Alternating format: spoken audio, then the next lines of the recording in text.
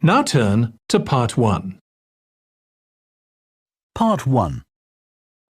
You will hear a woman phoning to ask about a summer cycling camp for her young son who is called Charlie. First, you have some time to look at questions 1 to 5.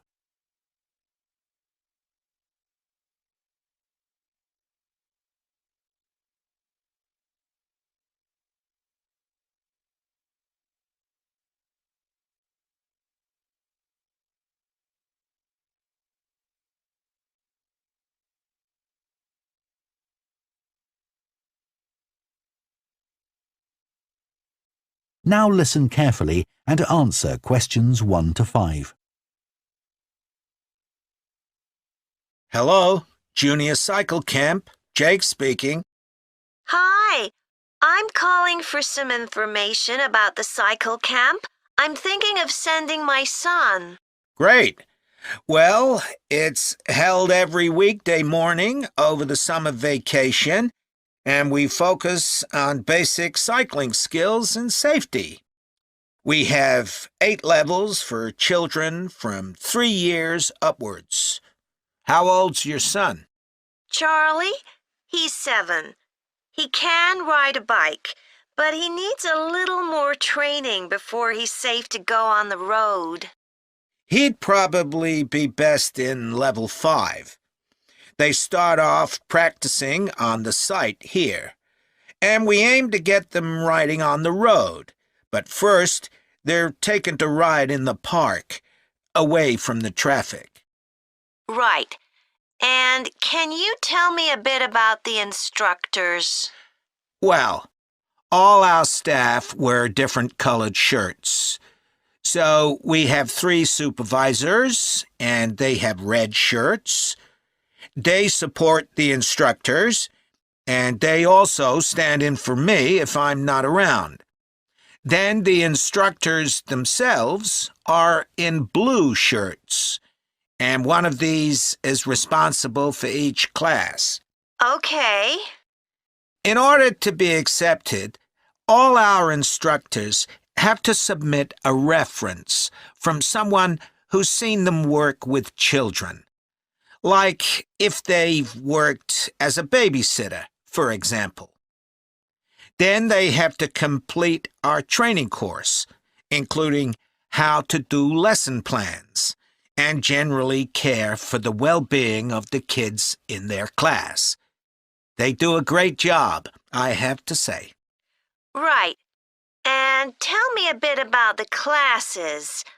What size will Charlie's class be? We have a limit of 8 children in each class, so their instructor really gets to know them well. They're out riding most of the time, but they have quiet times too, where their instructor might tell them a story that's got something to do with cycling, or get them to play a game together. It's a lot of fun. It must be. Now, what happens if there's rain? Do the classes still run? Oh, yes. We don't let that put us off. We just put on our waterproofs and keep cycling. Before you hear the rest of the conversation, you have some time to look at questions 6 to 10.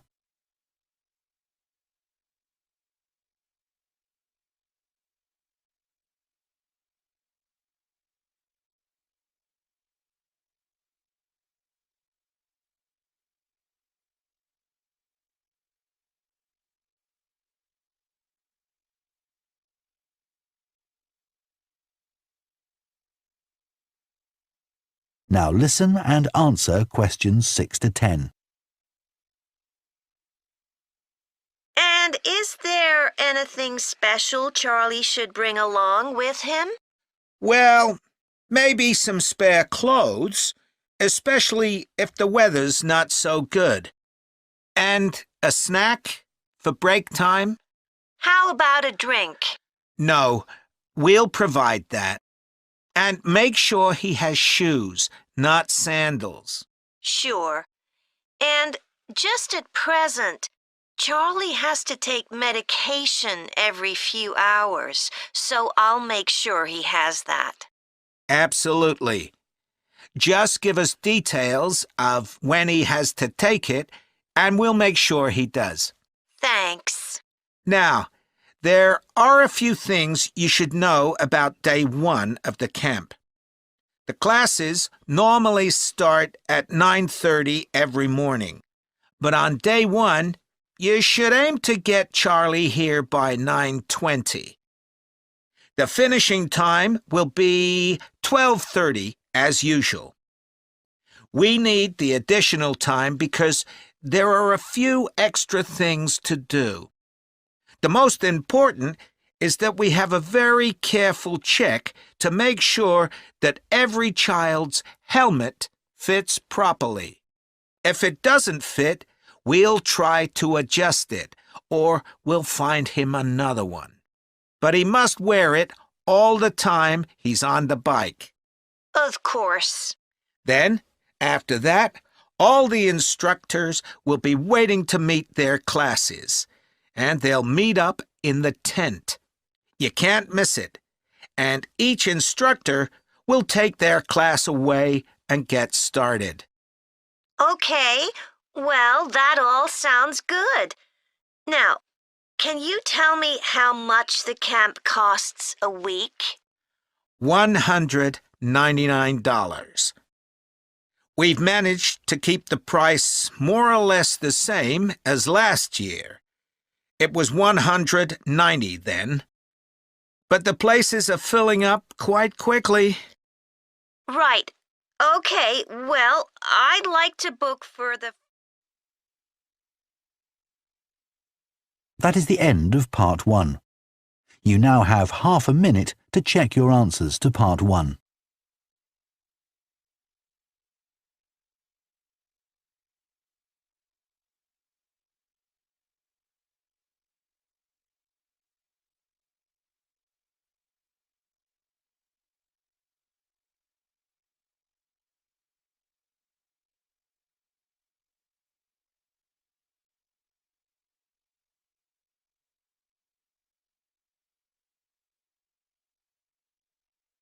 Part 2.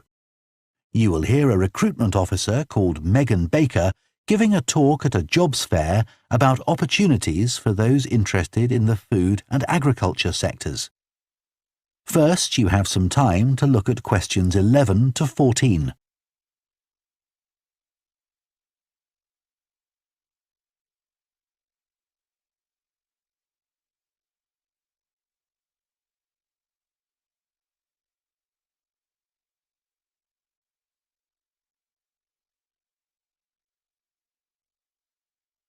Now listen carefully and answer questions 11 to 14.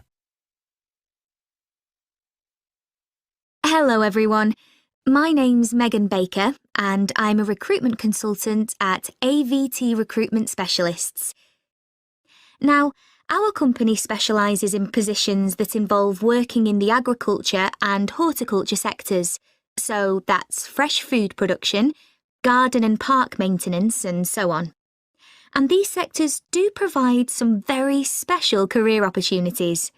For a start, they often offer opportunities for those who don't want to be stuck with a 40-hour week, but need to juggle work with other responsibilities, such as childcare. And this is very important for many of our recruits. Some people like working in a rural setting, surrounded by plants and trees instead of buildings, although we can't guarantee that. But there are certainly health benefits, especially in jobs where you're not sitting all day looking at a screen, a big plus for many people. Salaries can sometimes be good too, although there's a lot of variety here. And you may have the opportunity in some types of jobs for travel overseas, although that obviously depends on the job, and not everyone is keen to do it. Of course, working outdoors does have its challenges. It's fine in summer, but can be extremely unpleasant when it's cold and windy. You may need to be pretty fit for some jobs, though with modern technology, that's not as important as it once was. and standards of health and safety are much higher now than they used to be, so there are fewer work-related accidents. But if you like a lively city environment surrounded by lots of people, these jobs are probably not for you. They're often in pretty remote areas. And some people worry about finding a suitable place to live, but in our experience, this usually turns out fine. Before you hear the rest of the talk, you have some time to look at questions 15 to 20.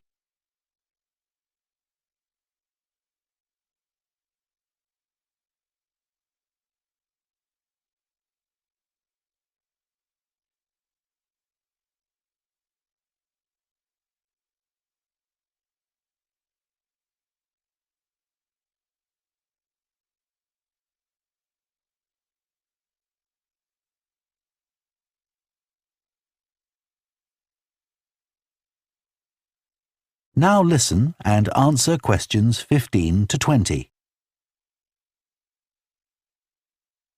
Now, let me tell you about some of the exciting jobs that we have on our books right now. One is for a fresh food commercial manager. Our client here is a very large fresh food producer, supplying a range of top supermarkets. They operate in a very fast-paced environment with low profit margins. The staff there work hard, but they play hard as well. So if you've a sociable personality, this may be for you.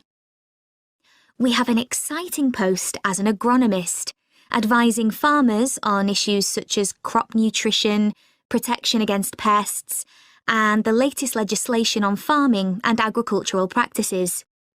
There are good opportunities for the right person to quickly make their way up the career ladder, but a deep knowledge of the agricultural sector is expected of applicants. A leading supermarket is looking for a fresh produce buyer who is available for a 12-month maternity cover contract. You need to have experience in administration, planning and buying in the fresh produce industry, and in return will receive a very competitive salary. We have also received a request for a sales manager for a chain of garden centres. You will be visiting centres in the region to ensure their high levels of customer service are maintained. This post is only suitable for someone who is prepared to live in the region. There is also a vacancy for a tree technician to carry out tree cutting, forestry and conservation work. Candidates must have a clean driving licence and have training in safety procedures. A year's experience would be preferred, but the company might be prepared to consider someone who has just completed an appropriate training course. Finally, we have a position for a farm worker. This will involve a wide range of farm duties, including crop sowing and harvesting, machine maintenance, and animal care. Perks of the job include the possibility of renting a small cottage on the estate and the chance to earn a competitive salary. A driving licence and tractor driving experience are essential. That is the end of Part 2. You now have half a minute to check your answers to Part 2.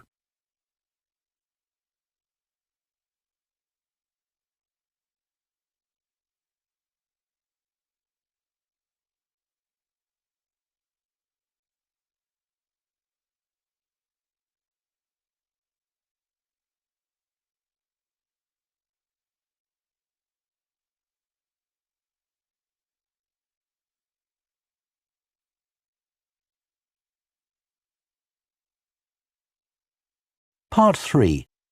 You will hear two food science students called Adam and Rosie starting to plan their presentation on diet and obesity.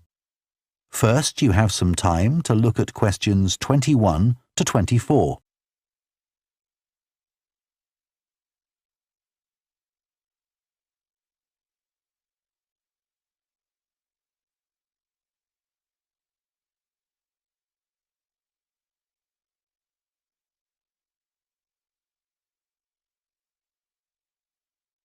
Now listen carefully and answer questions 21 to 24.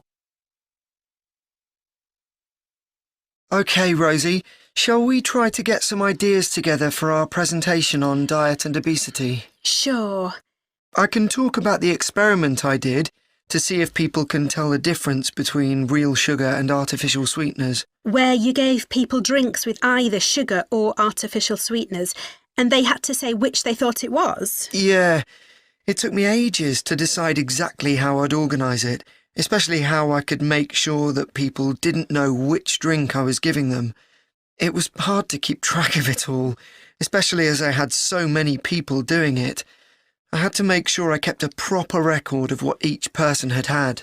So, could most people tell the difference? Yeah, I hadn't thought that they would be able to, but most people could. Then there's that experiment I did, measuring the fat content of nuts, to see if the nutritional information given on the packet was accurate. The one where you ground up the nuts and mixed them with a chemical to absorb the fat? Yes. My results were a bit problematic. The fat content for that type of nut seemed much lower than it said on the package. But I reckon the package information was right. I think I should probably have ground up the nuts more than I did. It's possible that the scales for weighing the fat weren't accurate enough too. I'd really like to try the experiment again sometime. Before you hear the rest of the discussion, you have some time to look at questions 25 to 30.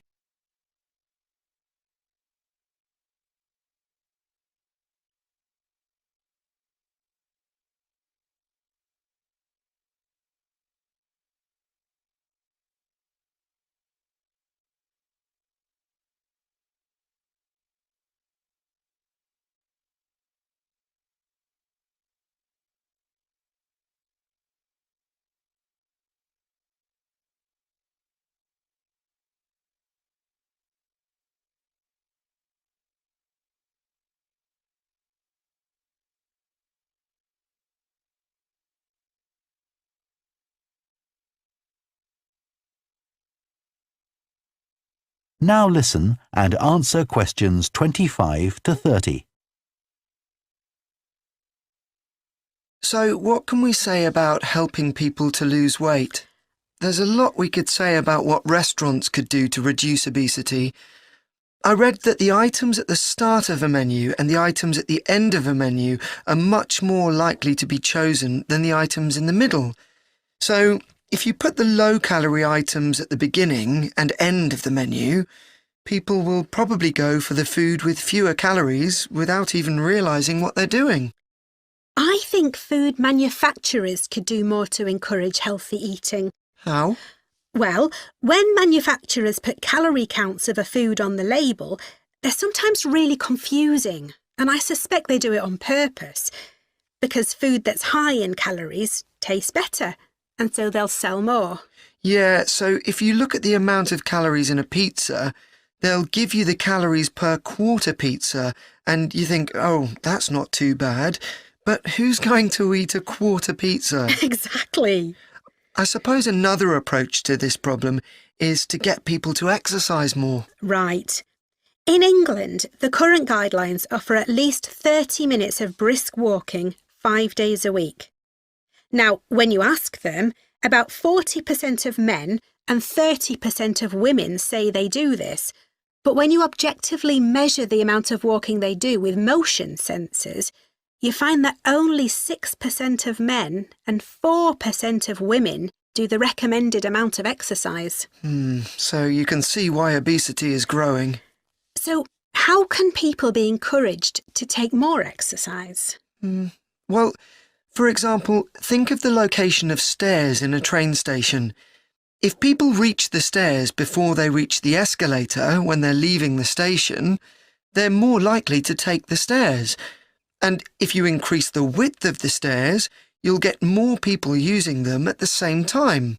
It's an unconscious process and influenced by minor modifications in their environment. Right. And it might not be a big change, but if it happens every day, it all adds up. Yes, But actually, I'm not sure if we should be talking about exercise in our presentation. Well, we've done quite a bit of reading about it. I know, but it's going to mean we have a very wide focus, and our tutor did say that we need to focus on causes and solutions in terms of nutrition. Oh, I suppose so. And we've got plenty of information about that. OK, well, that will be simpler. So, what shall we do now? We've still got half an hour before our next lecture. Let's think about what we're going to include and what will go where. Then we can decide what slides we need. OK, fine. That is the end of Part 3. You now have half a minute to check your answers to Part 3.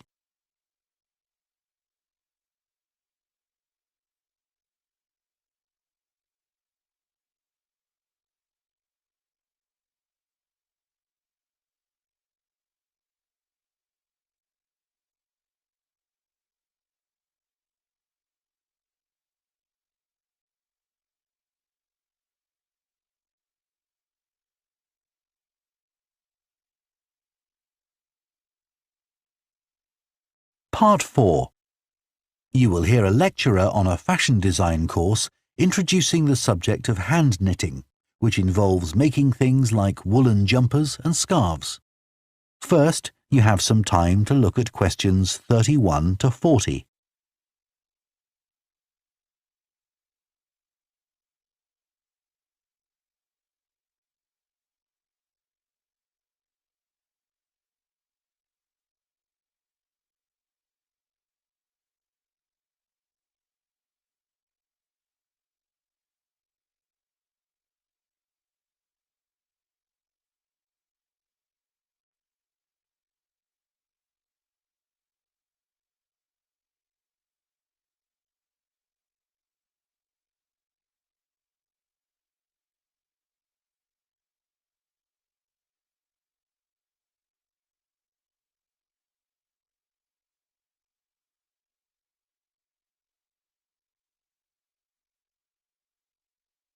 Now listen carefully and answer questions 31 to 40.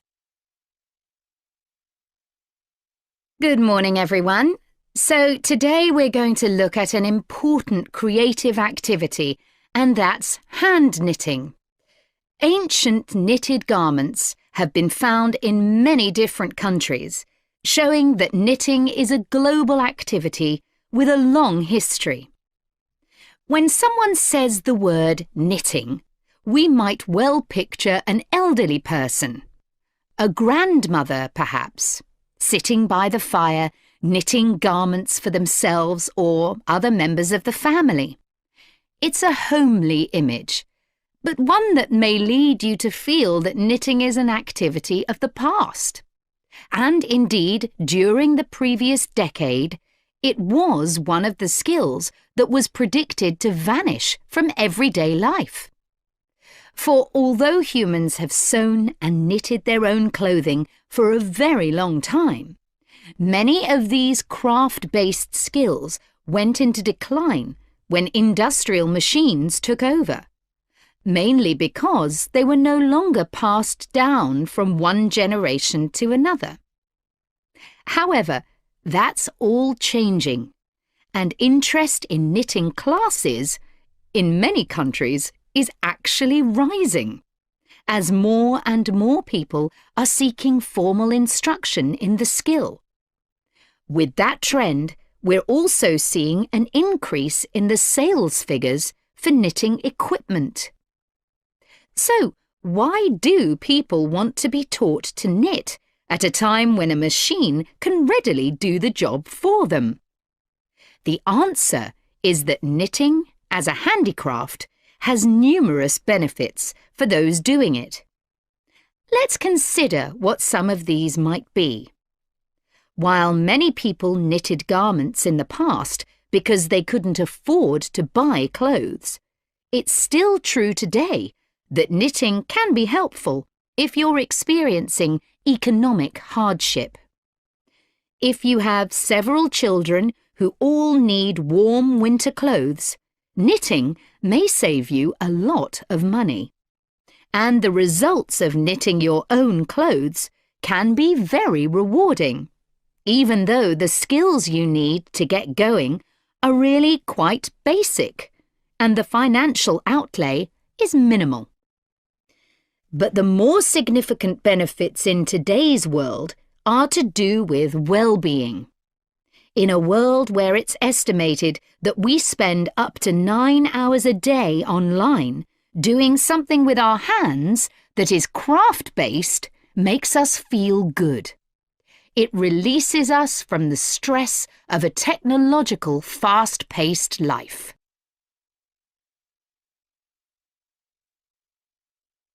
Now, let's look back a bit to early knitting activities. In fact, no one really knows when knitting first began, but archaeological remains have disclosed plenty of information for us to think about. One of the interesting things about knitting is that the earliest pieces of clothing that have been found suggest that most of the items produced were round rather than flat. Discoveries from the 3rd and 4th centuries in Egypt show that things like socks and gloves that were needed to keep hands and feet warm were knitted in one piece using 4 or 5 needles. That's very different from most knitting patterns today, which only require 2. What's more, the very first needles people used were hand-carved out of wood and other natural materials, like bone, whereas today's needles are largely made of steel or plastic and make that characteristic clicking sound when someone's using them. Ancient people knitted using yarns made from linen, hemp, cotton and wool, and these were often very rough on the skin. The spinning wheel, which allowed people to make finer yarns and produce much greater quantities of them, led to the dominance of wool in the knitting industry, often favoured for its warmth. Another interesting fact about knitting is that because it was practised in so many parts of the world, for so many purposes, regional differences in style developed. This visual identity has allowed researchers to match bits of knitted clothing that have been unearthed over time to the region from which the wearer came, or the job that he or she did. As I've mentioned, knitting offered people from poor communities a way of making extra money while doing other tasks. For many centuries, it seems, men, women and children took every opportunity to knit, for example, while watching over sheep, walking to market, or riding in boats. So, let's move on to take... That is the end of Part 4. You now have 1 minute to check your answers to Part 4.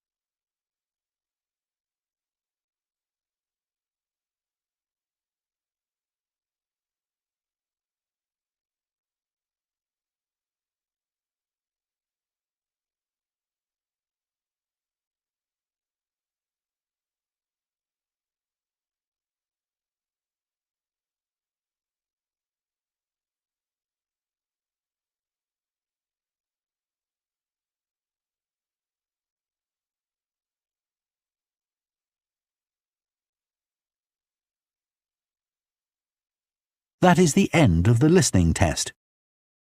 In the IELTS test, you would now have 10 minutes to transfer your answers to the answer sheet.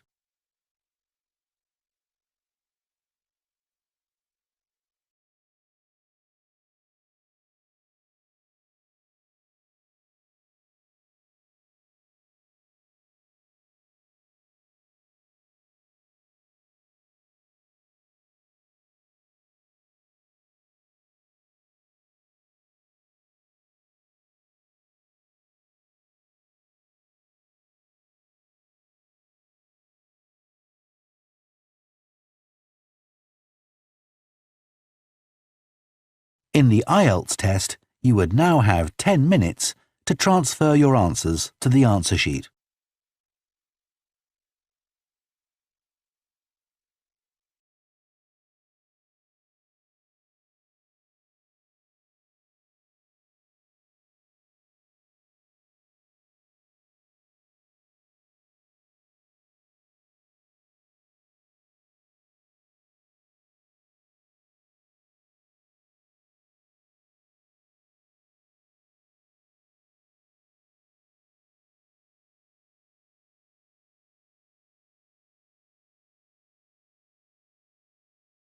In the IELTS test, you would now have 10 minutes to transfer your answers to the answer sheet.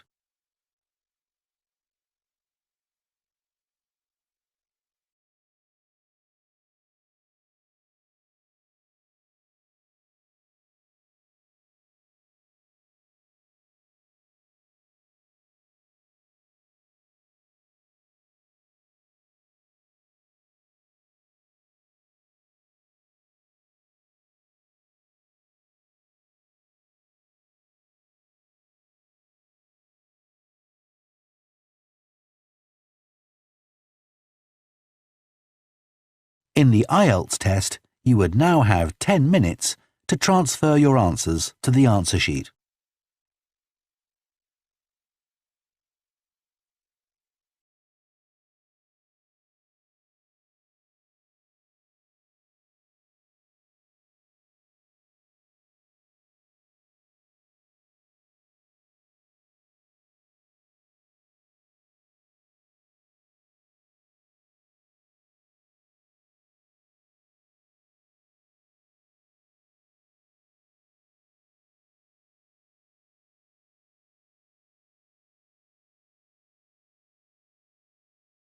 In the IELTS test, you would now have 10 minutes to transfer your answers to the answer sheet.